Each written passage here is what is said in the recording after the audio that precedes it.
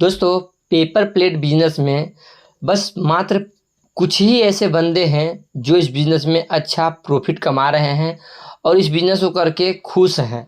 ना ही तो अधिकतर लोग, जितने भी लोग कर रहे हैं, मेरे पास लोग आते हैं तो बस लोग अपना दुखड़ा ही गाते हैं। लोग अब दुखी ही रहते हैं कि हम तो मशीन लगा के फंस गए हैं, मेरा प्रॉफिट नहीं होता है, माल नहीं बिकता है, ऑर्डर नहीं मिलता है। तो आज हम जानेंगे इस वीडियो के माध्यम से कि कैसे उन 5 लोगों में आप भी शामिल हो सकते हैं, वो कुछ लोग में आप भी शामिल हो सकते हैं।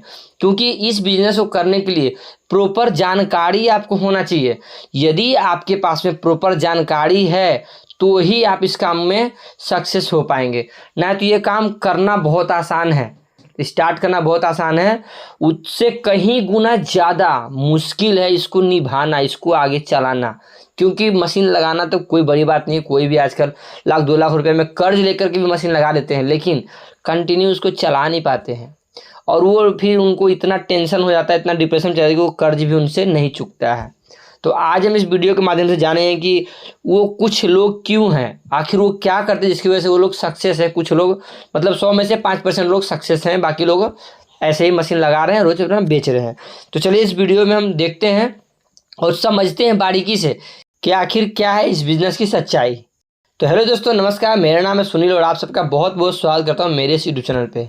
दोस्तों, आज का वीडियो बहुत ही खास होने वाला है, खास करके उन नए बंदों को जो इस बिज़नेस में आना चाह रहे हैं, और जो पुराने हैं उनके लिए तो है ही, जो इस बिज़नेस को करके फंस गए हैं और वो चाह रहे हैं कि किसी तरह मेरा काम चल जाए, क्या करें जिससे कि मेरा काम आगे बढ़े। तो उनके लिए भी है, जो नए हैं उनके लिए तो खास करके कि मशीन लगाने से पहले ये चीज़ वो वीडियो देख ले और समझ ले, फिर मशीन लगाए तो ज़्यादा बेहतर रहेगा।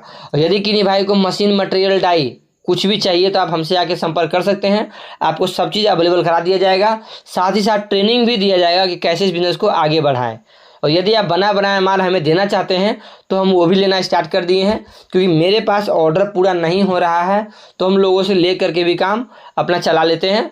और अभी मेरे पास में 4 मशीन का माल बना बनाया बाहर से आता है और हम उनका माल लेते हैं, उनको मशीन भी हम ही दिए हैं। अब हम बात करते हैं कि वो 5% लोग सक्सेस क्यों हैं, अब बाकी क्यों नहीं हो पाते हैं। तो देखिए, सक्सेस होने का राज इसमें क्या है कि जो बंदा इस काम को बारीकी से समझ गया वो इस बिज़नेस में सक्सेस है, बाकी कोई नहीं। अब उसमें बारीकी क्या होता है, जैसे कि पहला नंबर तो आपको माल सस्ता करना पड़ेगा। सस्ता करने के लिए आप क्या कर सकते हो जिससे कि आपका माल, जो आप प्लेट बना रहे हो, वो माल सस्ता हो।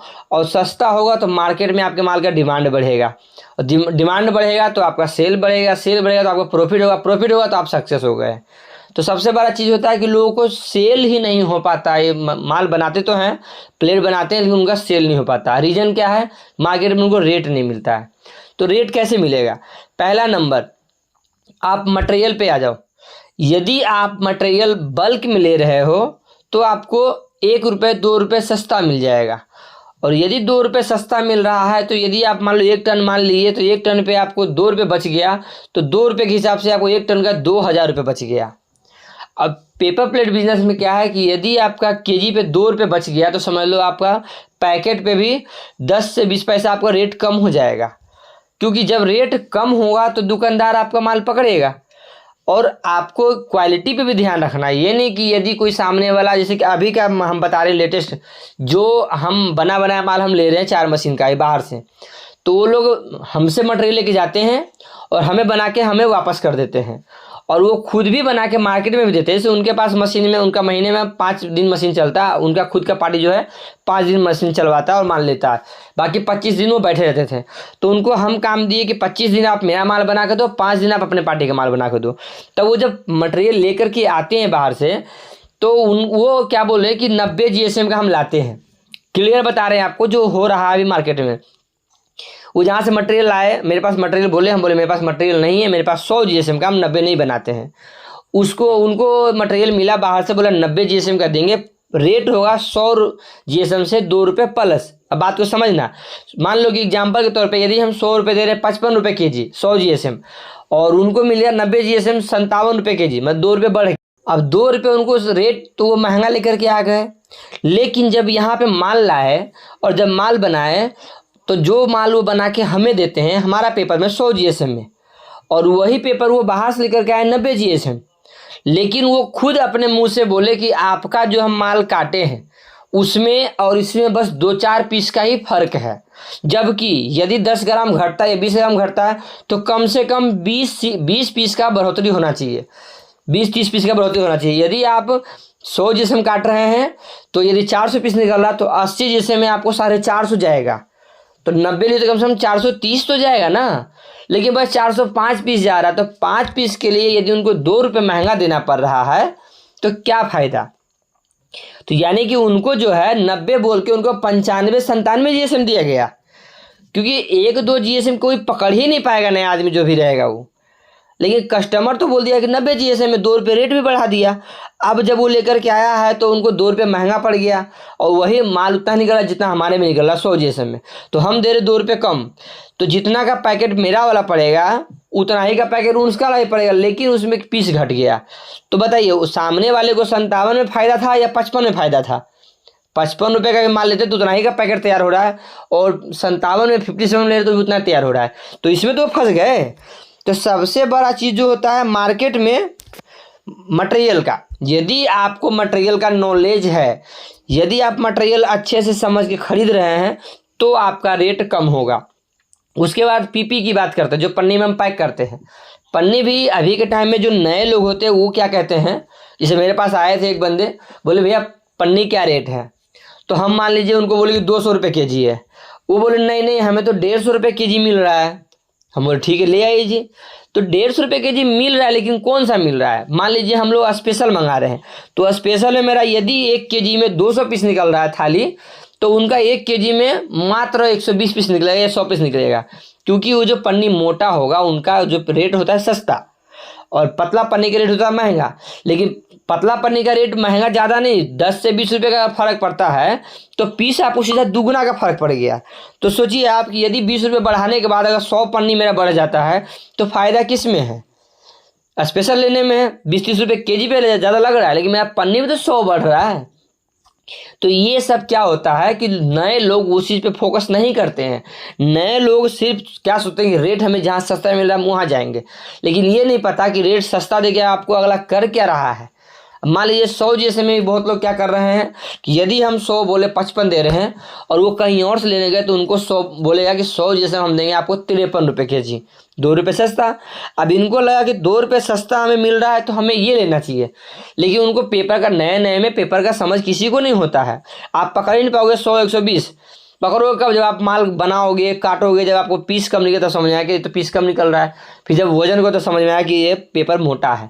तो 100 जीएसएम बोल करके लोगों को 120 जीएसएम दे दिया जा रहा है, 2 रुपये सस्ता रेट लगा करके। तो सबसे बड़ा जो खेल इस बिजनेस में मटेरियल का है। यदि मटेरियल में आपको ओल झोल हो गया तो आप कभी सक्सेस नहीं हो पाओगे और आप कभी सफल नहीं हो पाओगे। मटेरियल हो गया, उसके बाद पीपी जो हम बताए पन्नी हो गया। पन्नी में भी अगर यदि आप सस्ता ले रहे हो तो मोटा पन्नी मिल गया तो आपको पन्नी नहीं मिलेगा, उसमें भी आपको दिक्कत हो जाएगा। उसके बाद तीसरी बात करते हैं जो है बिजली की बात। बहुत लोग बिजली भी जोड़ते हैं। बिजली में क्या है आपको कि यदि मशीन जब आप एक बार स्टार्ट किए हैं सुबह में, तो कोशिश ये करें कि कम से कम 8 से 10 घंटा मशीन हम कंटिन्यू चलाएं, क्योंकि कंटिन्यू चलाने में बिजली का बिल यदि आपको 100 रुपये आ रहा है पर डे का, तो यदि आप बंद करके चलाते हैं तो वही बिजली का बिल 200 रुपये हो जाएगा। एग्जाम्पल के तौर पर हम बता रहे हैं, जैसे कि यदि आप सुबह में 9 बजे मशीन चालू किए और आपका पास माल ज़्यादा गिर गया मशीन से कट के और आप उसको जमा नहीं कर पाए, तो फिर उसको आप बंद कर दिए, बंद करके फिर उसको इकट्ठा कर लिया जो आपका कटा हुआ माल। उसके बाद फिर जब आपको लगा कि अब माल ख़त्म हो गया पास में, अब फिर से मशीन चलाया जाए, तो फिर जब मशीन आप चालू करोगे तो उसमें हीट लगाओगे, तो 10 से 15 मिनट हीट होने में लगता है टाइम। तब तक के लिए बिजली तो आपको फालतू में जा रहा है ना वो। तो बार बार मशीन बंद करें फिर बार बार मशीन चालू करते हैं, उसमें भी आपको लॉस हो जाएगा। फिर आपको टेंशन होगा कि मार्केट में रेट नहीं मिलता है, यहाँ हमारा मटेरियल महंगा मिलता है, उसके बाद मेरा बिजली का बिल भी महंगा हो रहा है।